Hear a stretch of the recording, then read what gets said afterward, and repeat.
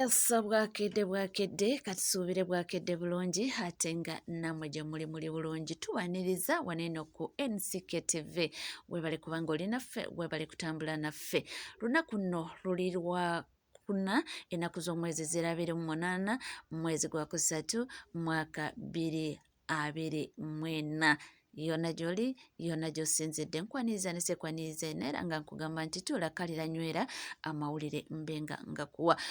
gyevuddeko tuwalaba baminisita abaakalondebwa nga bagenda mu parliament okubanga bayisibwa mu kasengejja oba kubanga baveetingibwa process eyaggwako bulungi era twabadde tuli awo nnaku lw'eggulo ne baba nga basweyalinga in oba ne baba nga balayizibwa awo mu different ministries zaabwe ze babawadde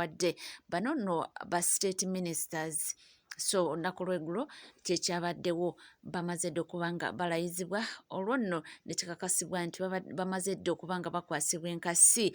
batandike okuba nga bakola emirimu gyabwe egyo nno egyabaweereddwa obuvunaanyizibwa obwabaweereddwa batandiikirewo okuba nga bakola ki nga bakakkalabanya era kyekimu olunaku olwaleero tutegeddeko nti first son General Muhoozi Kainerugaba nti olunaku olwaleero naye ajja kuba nga akola ki akwasibwa ofiisi ye eya CDF bajja kubanga bamukwasa ofiisi eyo olunaku olwaleero ono nno abadde amaze olomosa emyaka 2 miramba nga tali active mu military abaddemu naye abadde nga bamubuumizaako emirimu gino egy'okubeera mu kintu kino ng'akirimu nnyo commanding wano oli kino gwolina okukola kino emyaka 2 oba mujjukire ebyaliwo nti ensonga ezimu ezaviirako ebyo bwe bubaka bwe yateekanga ki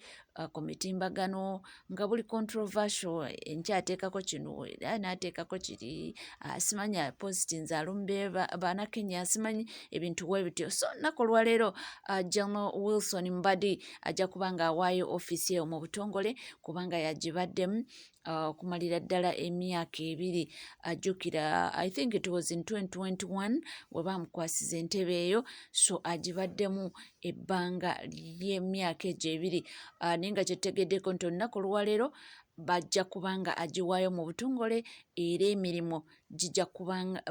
era emikolo gijja kubanga gikolebwa oba gijja kubeera mu kibuga Gulu ekyokubanga oli handing over era nga ono agiyingira mu mitambo oba abanga agikwasibwa officially. Tulaba nti General Muhoozi Kainerugaba bulijjo nze nkibagamba ye chairman w'ekibiina ekya PLU Patriotic League of Uganda. Naye mujjukire nti kati oluvannyuma lwa General Mbadi yaweereddwa n'ekya minisita kati okubanga yaweewa ekya minisita alina okuba nga awaayo ofiisi eno agihanding over General Muhoozi Kainerugaba atandikira awo emirimu gye nga CDF ate oli naye atandika egigye nga minisita. Naye mbadde mbagamba nti ono ye chairperson oba ye chairman w'ekibiina kya Patriotic League of Uganda kye baatutegeezezza mbu ekibiina kino tuleme okukitwala mbu it is a political party mbuno mbu ekibiina kino mbu kya buli omu era mbu bagoberera ekigendererwa kyakyo mbu okubanga balaga bannayuganda nti olina okusooka oyagala ensi yo then nti obeeko kyeweekolera ne batugamba mbu ekibiina kino oba movement eno mbu yo just etwala munnayuganda yenna oli wa pate ki tolina pate mbu bo bakuyita osobola okuba nga begattako oli muwonamagye oli ki mbu just tebavuddeyo ne baba nga beexplaininga kubanga ebibuuzo byo bingi ku liigi eno oba ku PLU jjukira yali MK movement ne bavaayo ne bagikyusa naye ndowooza kati era lwakuba nti era baali bamanyi nti oba agenda kuba nga adda ku kya CDF awo simanyi mangu awo ne bakikyusa ne bakikola PLU nonno kibadde tekinamala yadde emyezi 2 nga bakyusiza okukiyita PLU kibadde tekinaba kubanga yalinga MK movement ne bakyusa ne bagikola PL just awo mu mwezi gw'okubiri. So batugamba mbu it's not a political party, it's not what, and you just baagala ku attracting aba youth babeere nga baagala ensi yaabwe mbu kyekigendererwa nze naawe. Naye nga byonna nga bikyagendera ddala mu maaso, bo batugamba nti ekyo kyeva olaba nti abaali bagamba nti omukulu chairman w'ekibiina mbaresigninge, simanyi mu magye eno mukulu mbu tali mu politics era he's nowhere a politician, just mbu kubanga ali mu kibiina ekyagaza abantu ensi yaabwe, nti omuntu Nauganda olina okusooka oyagala ensi yo nti then ebirala bisooke bikole ki bigende mu maaso. Naye ekirala kye twalabyewo nti abantu ababadde batambulira nnyo ku Patriotic League eno naddala nga bawashipinga almost first son bonna baweereddwa, si bonna naye at least abakibaddemu nnyo baweereddwa obwa state minister. Kino nno kirese abantu nga bagamba nti bano abantu balina kye bapreparinga, oba oliawo balina ke babala ng'ebintu byabwe balina engeri gye babikalculatingamu. Twabalabye Madamu Amba oli omukyala woman member of parliament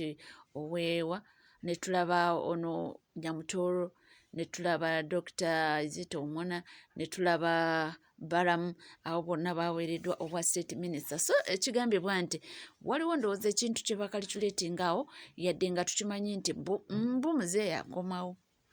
era nti abatandika campaign muzeeyi tuva ku main bo baali bakimanyi nti oli muzeeyi oyo nti talina gy'alaga era waali nnyo, so nti babala nti maybe after some other 5 years muzeeyi ajja kuba nga ekintu akirekulira, then mbu omutabani we akwate ekintu kino, naye ng'olwedde mbu ng'akitandikako dda ng'ekintu kiri ku